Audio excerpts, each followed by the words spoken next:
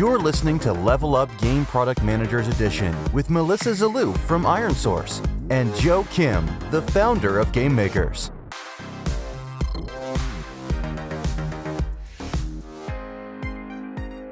So welcome back, everyone. You're listening to Level Up, the podcast for people who love making, growing, and of course, playing games. This week's episode is the third installment in our new mini-series focused on game product management. And we're going to be talking about how product managers approach coming up with new products and how best to evaluate new games.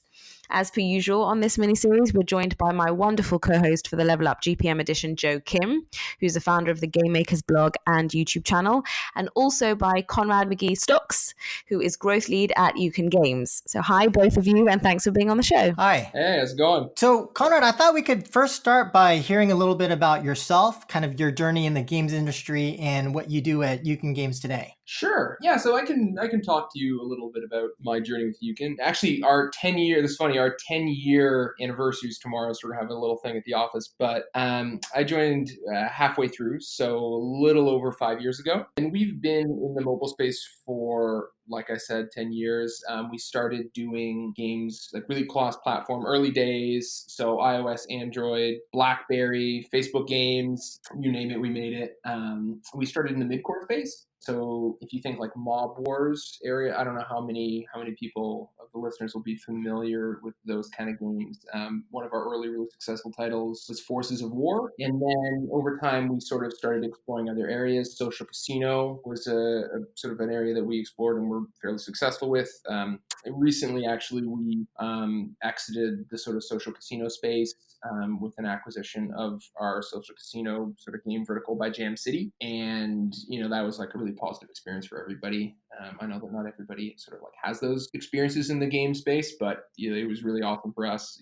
Jam City's great. And so now we're kind of firmly in casual trivia. So currently we're working on Who Wants to Be a Millionaire, Jeopardy World Tour. And then we've got a word game in soft launch right now called Wild Words. And then we also have an AR pool title called Kings of Pool. So that's what we've got on the go right now. Got it. And it seems like this topic in terms of coming up with new products is probably top of mind for you guys, just given the very successful sale of Bingo. But could you talk about in terms of the organization now, after the acquisition, what does a company look like in terms of like the number of people and the kinds of people that you have at the company? Yeah, sure. So I think we're about 80 people, give or take. And so we're, I would say, fairly traditionally set up as a mobile game studio. So you have product development, platform or like engineering services, growth, and then, traditional HR or accounting, that kind of stuff. So that's like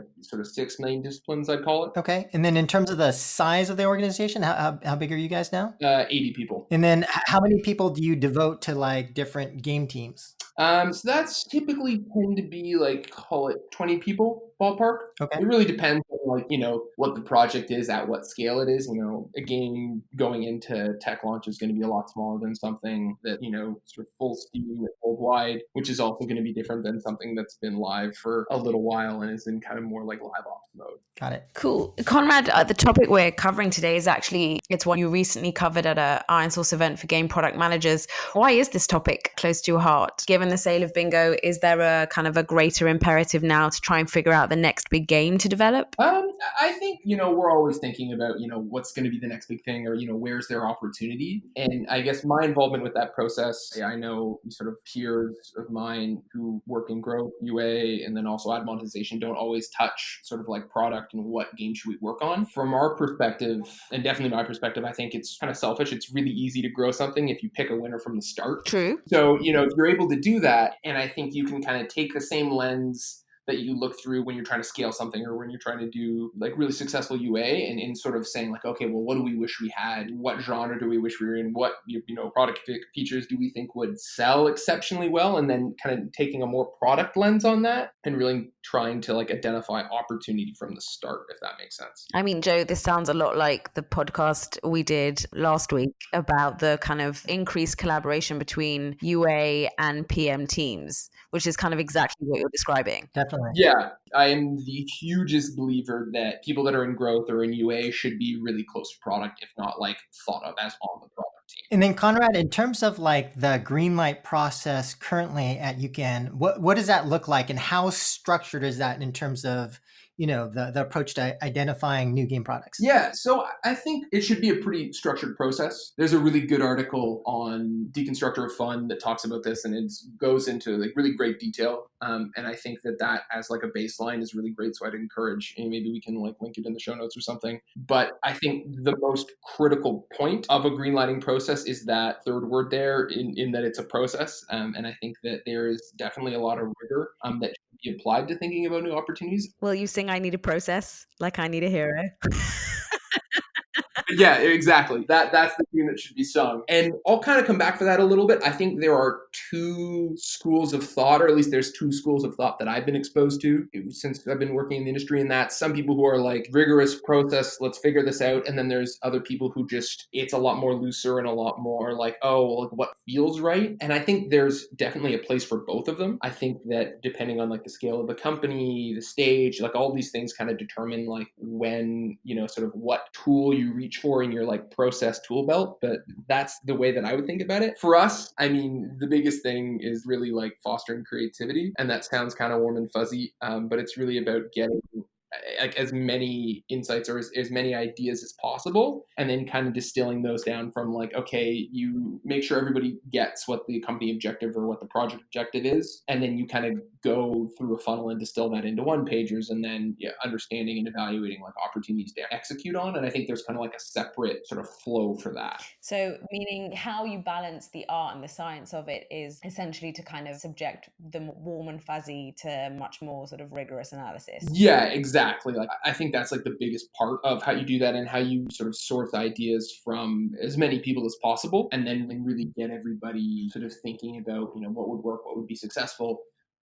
Once you've kind of primed everybody with their ability to understand like, okay, this is the opportunity, or this is what we're trying to solve for. Now go away and come up with some ideas. Exactly. Not everybody is going to have the same perspective. And I think when you really surface those things and you're able to build like a disparate viewpoint, I'll give you an example of kind of like our idea funnel. So we'll start with like a kind of company-wide call for, hey, here's a game pitch, or we're looking for pitches. And obviously like, product folks or sort of folks on my team are going to be more suited to that, in that it's going to kind of align closer to with the way they operate. But that's not to say that we're going to sort of say no to anything. So key here is understanding, hey, there's a format for how to present an idea and communicate it. And then it's also important, to sort of set expectations that this isn't just like an open call to not do your job, because I think everyone's a bedroom game designer. Closet game designer, that's the word I'm looking for, closet game designer. So I think that's an important expectation to set. So it kind of takes some experience there to make sure that everyone's on the same page. But from there, so it's like, okay, I'd call for game pitches. That's like 100%. You narrow down to the top ideas, call it like 10%. And then 5% of those you have like kind of mini high level general game design documents with kind of key core elements. And then from there, you sort of run them through a framework where you're looking at the market and trying to say, like, okay, does this opportunity make sense? Does it look like there's room in the market for this? And then how do we feel about our ability to execute on that kind of opportunity? So this is very interesting that you're saying open call for game pitches. You've sort of used words like everyone, and you've also said that everyone is kind of a closet game designer. What's kind of the proportion like in terms of focus or human resources, in terms of who's focused on optimizing current games, like, improving live ops, versus dedicating time to coming up with new games? And kind of relatedly, is there ever a worry about someone sort of wasting or spending too much time on game pitching and not on, or on crafting a game pitch and not on their quote unquote real job? For sure. Yeah. And that's totally in line with kind of what I was thinking. So in terms of like portion, definitely I would say fewer people thinking about new things. So like part of the goal is getting, sort of getting ideas from everyone, but then obviously it takes, time, effort, and sort of thought to refine those. So there's fewer people doing that for sure. And I think that's also why process is hugely important when you've got ideas coming from multiple places. And, when there's the potential for, people to kind of get distracted, like everyone has what I would call shiny object syndrome. There's a lot of like cognitive biases that can happen. You've got like the bandwagon effect where the uptake of beliefs and ideas appear more than they already are because they're adopted by others. So you're like, oh, I totally agree with this, totally love this idea, so there's tons of things that can kind of happen. There's also, you get like anchored to a new idea and then you're like, oh, this is totally going to be successful. And then you've got like confirmation bias where you're like, oh, this one piece of information, maybe there's like some game that's trending really well, or, somebody's looking on App Annie and they're like, oh, this game is doing really well from a revenue perspective. Like we should, this totally has to be the area we explore next. So that those things to me kind of all fall into the shiny object bucket. Mm-hmm. And I think that that's one of the reasons that like the process point is really important. And you have to be sort of like really diligent about like, okay, we need to come up with ideas. This is a really fun process, but we also can't kind of distract from our main objectives or our main focus. And I think that's why it's also really good to sort of make sure that scope's really well set. So having like one pagers for ideas, that way you can really get everyone's thoughts down like concisely. Right. And Conrad, it sounds like the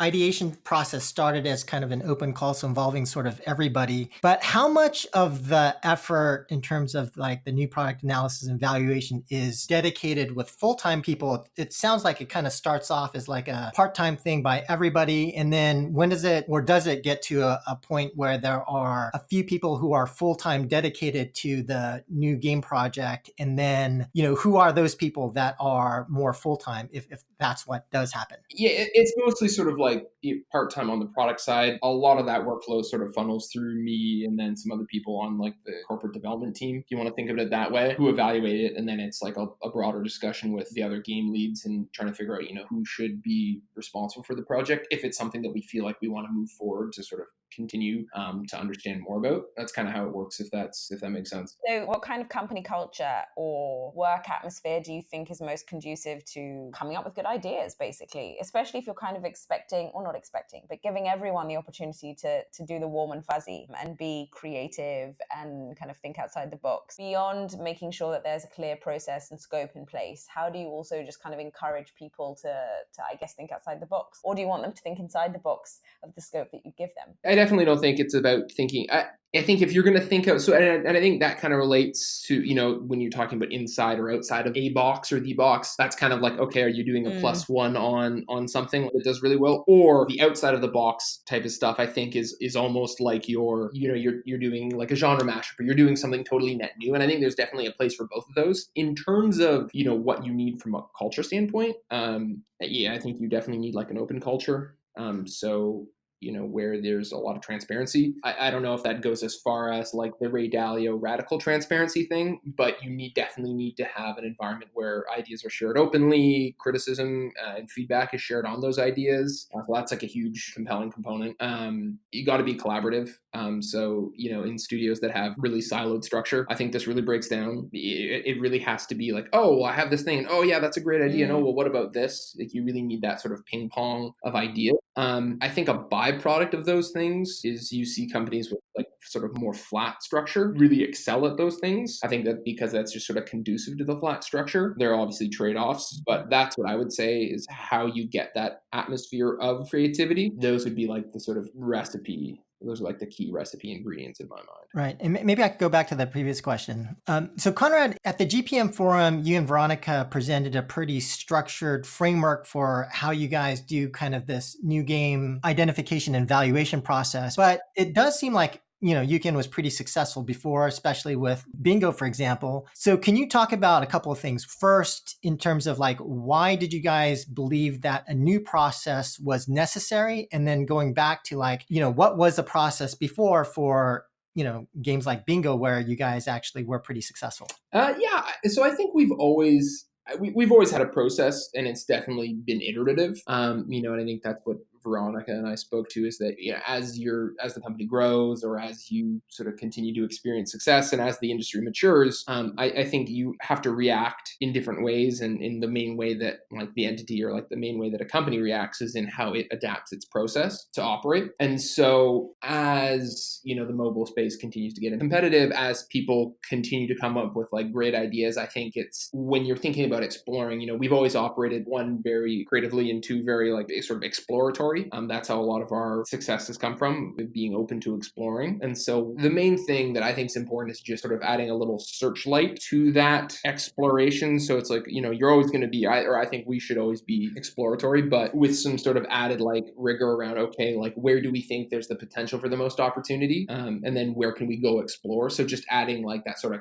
preliminary step, I think, can supercharge the results, or at least that's the thought. But that's the way that we're looking at things now. It sounds, I want to talk a little bit about marketability, which isn't necessarily something, I think, not a word we've used yet. But I think in terms of looking at where the opportunity is and kind of what do we want to go after, I think the market obviously plays a big part in that. How are you looking at or identifying opportunities in the market that you guys want to go after? Yeah, so I think I would like take that idea and kind of unpack that into a couple steps when we're talking about like what should we do and just kind of planning overall. And this kind of sounds like an obvious statement, but I think it's really important to break down the steps. So you have, in order to sort of be successful, you need to understand what opportunities exist. There's probably going to be multiple. Then you have to, so after you understand what opportunities are out there, you have to evaluate your ability to execute on those opportunities. And then you have to pick an opportunity that you think will yield the most upside. So that's, I think, somewhat obviously sort of what's happening under the hood when you're sort of planning what you should do. And the context of that is you're trying to understand what else is happening in the market. I mean, there's a number of like data intelligence services. I think even the number and increase in number of these services like App Annie, 42 Matters, Game Refinery, there's so many that are getting into the space to provide this value, Liquid and Grit, that are building successthe's businesses. It points to the fact that people want this data. Yeah, like it's almost price of entry, some of this information. And there's another sort of caveat that I think that everyone sometimes takes for granted is that it's, I don't want to say situational, but like, area or like, broadly accurate at best, like plus minus, 20, 30% is kind of what I would look at it. If I'm looking at an intelligence report, I'm going to say, okay, cool, whatever it is. And I guess really depends on the metric. I think that hardware grows when you're talking about other areas. So I think you have to be somewhat skeptical when you think about that stuff, because you have to remember there are estimates, but I think using those estimates to understand what's happening in the market now is really useful. And I think that really, or at least the way that I look at it is you try to build a perspective on what's going on now, where people are focusing on, and where has their focus sort of shifted in the last recent period, call it like 3 months. And obviously, if you only pay attention to what's happening now, that's not necessarily indicative of what's going to happen in the future, but it helps you make educated guesses about where people are going to focus and what comparable products might exist in the future. So that's one of the ways that I kind of think about it. And then in terms of how we go about doing that, we'll use intelligence data. I've written some tools sort of like on top of those to process the data that they share to help build perspective on, what other, call it, main competitors are doing, or what the market's doing in general, and then where is consumer interest. Got it. And Conrad, just for our audience, just so that they can have a clear idea in terms of like the process that you guys have and the types of analysis that you guys do, could you kind of like take a step back and then just like high level, what are the specific process steps like 1 through 5? And then what are the types of analysis that you do at each step? Sure. Thanks, Joe. I can speak to that. So the main thing and the sort of the different steps that we'll look at is once we're trying to understand, I think the first step is like, okay, broadly speaking, what category or what, groups of categories, if you're looking at iOS, you have primary category and subcategory. I think that helps you sort of frame things at the start. I guess I'm going to talk through some of this analysis, presuming that everybody listening or some people listening have a fairly good perspective on the who's who of the top 1 to 200 grossing publishers, because I think that information is definitely a prerequisite to be able to sort of do this analysis. I think you really need to have an understanding of who else is out there in order to understand where there might be opportunity and what areas other people aren't exploring. So, at the start, I think it really helps understanding, like, I think trend analysis is really important. So looking at things like download and revenue estimates over time. It's not sort of super sophisticated, but just understanding, for the head of a market in a given area, or if you're looking at something, an example like bubble shooters example. We're not making bubble shooters, nor will we likely ever, but bubble shooters, for example, understanding, who's in the space, who's been successful, who's failed. One of the things that I try to look for if you're looking at an opportunity and trying to think, is there room somewhere if you're doing a +1? Like how many bodies are there on the floor? That's kind of a grim.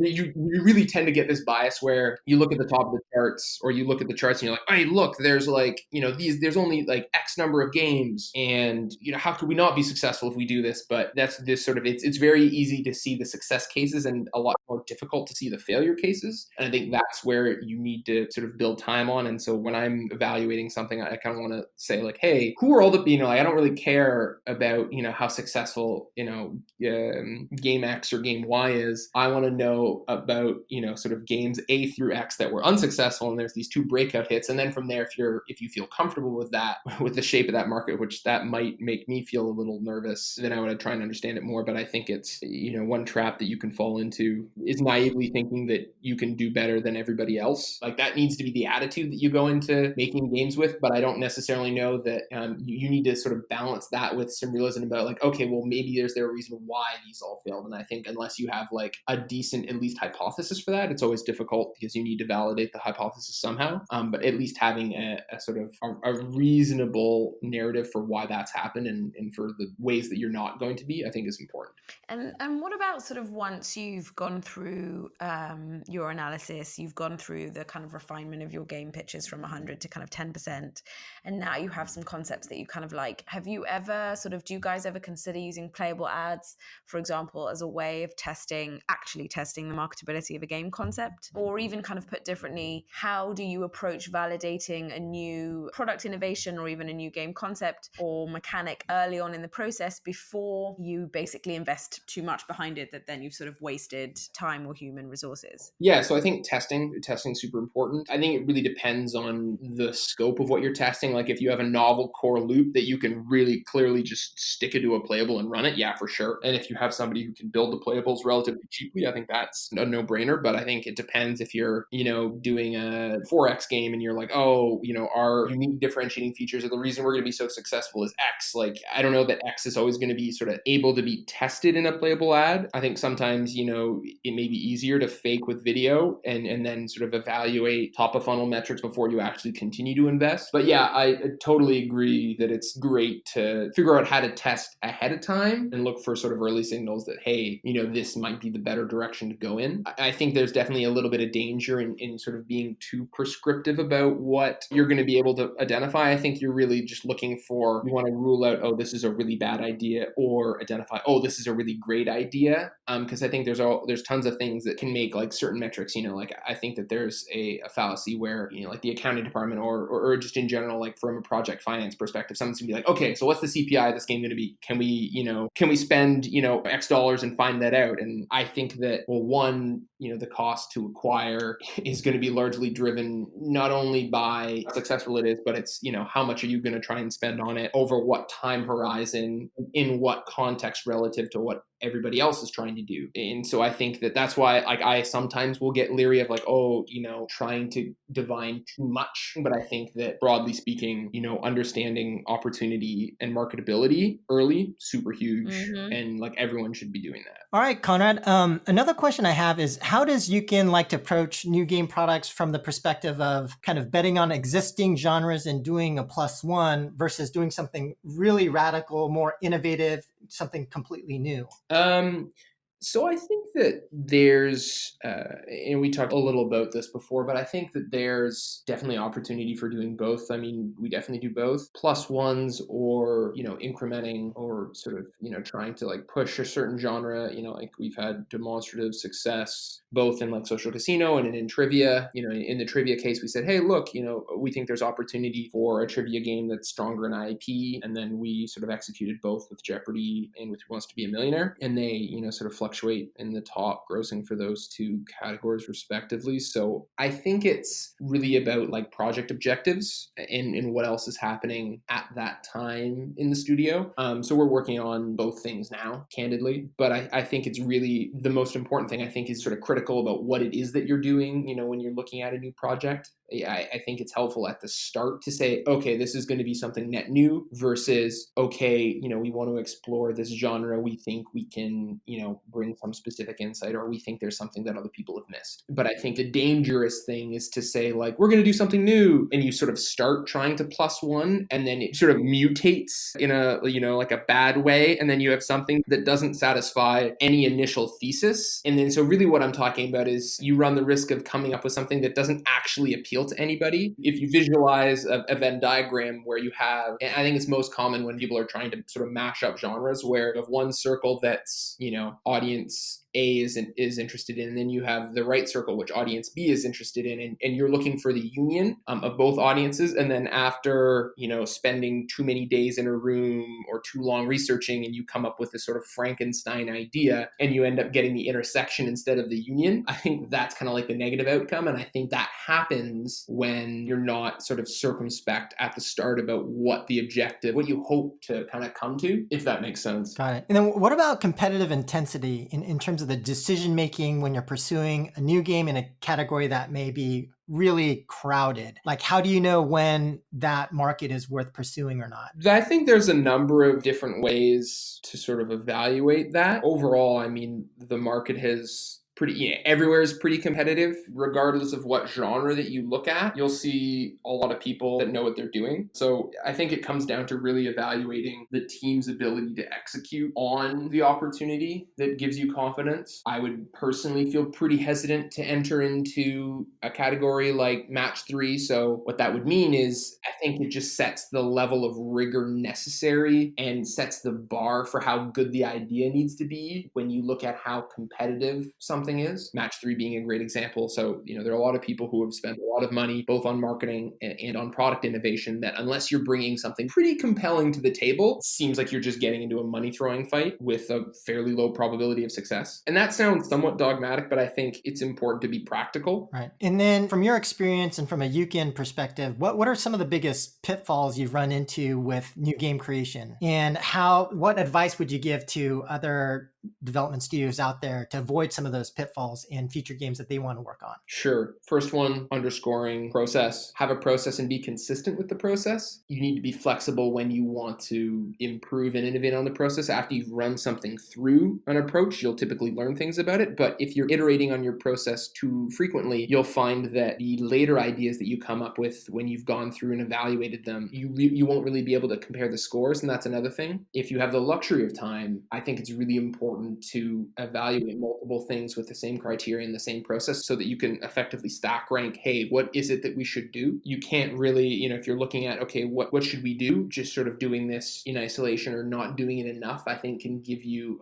a fairly poor outcome or a fairly poor output. So going through a number of different things and trying a number of different ideas through a scoring system, through a process, through research, and then you kind of get to a place where you can accurately compare multiple different opportunities and then make an educated decision about that. Some of the things that I talked about earlier are things that I would really try to avoid. So being really clear about, hey, this is going to be a +1. We think we can have success in this category. And then going through research and going through a sort of mini general design and sort of sticking true to that and saying, yes, this feels like a +1. This doesn't feel like something totally new. Or if it's a side project or if it's, the studio smaller, or if it's a kind of ad hoc team or something where you're just kind of working, trying to innovate, being really clear about that and saying, look, this isn't a +1. We're swinging for a home run. We want to do something totally net new. And our research and ideas is going to sort of prove that. And then that also sort of shapes the type of research that you're doing. You're trying to validate that nobody else has done this versus the +1. You're trying to figure out what have people done, what's led to success, and where's their room. So it's kind of similar, but I think with some nuanced differences. And then I think the third thing, and this sort of ties back to studio culture and the way that we've always operated, is on really team strengths important. You need to be able to execute on the opportunity that you identify. So just because there's space in the mid-core market for a full 3D real-time battler doesn't mean that you and whatever resources you have are the right people to execute on that. And I think being circumspect about that is really important. So sort of matching opportunity with capacity to execute, I think, is important. And I think that's sort of like an unsexy thing to keep in mind. But I think it leads to more success in the future if you're circumspect about the opportunities that you try to execute on. Interesting. For my question, I kind of want to zoom out and in a sense loop back to where we started, which was kind of talking about M&A in the industry. If we're looking more generally at the industry, how do you think M&A stacks up against new product development? Is it sometimes cheaper to buy another existing game versus trying to create one from scratch in-house? It works. Presumably you can sort of make a call on whether you think there'd be a good kind of DNA fit team-wise. Do you think that happens, and do you think it'll happen more? Yeah, for sure. I think that's something that's going to continue happening. Obviously, sort of the relative scale. And, everyone's doing M&A for different reasons, whether it's a sort of small to medium-sized studio eating up a really small team. And it's not only the game that's getting acquired, but it's the team. So it's like an acquire-hire thing as well. I think that's, always interesting to see happen when you see larger guys acquiring small and profitable. Like, I think that's, there's obvious reasons for that too. I don't think that it's going to, we're going to get to a place where it's sort of swing. I think it's always going to be a pendulum, and it's always going to sort of be somewhat balanced in the middle. But definitely, I think that as the industry matures, you're going to see smaller teams doing more innovative things and having more success, because that's, I think, where the incentives tend to lie. But it's still, to have a top grossing, very successful title, I mean, there's no way around it. It takes a lot of sophisticated acquisition, sophisticated product. And I don't think that's anything that happens overnight. So I think you will still see consolidation. Interesting. It's been a great episode and lovely chatting to you. I'm slightly disappointed that we didn't manage to convince you to sing out I Need a Process. And for anyone who wonders why I keep mentioning this, you'll have to check out the amazing article on Deconstructor of Fun, which we will put in the show notes, because then the joke will make sense. But yes, awesome episode. Thanks, Joe, as always, and Conrad for being on the show with us today. And thank you, everyone, for listening. Tune in next episode for more game product managers talking all things GPM related here on Level Up.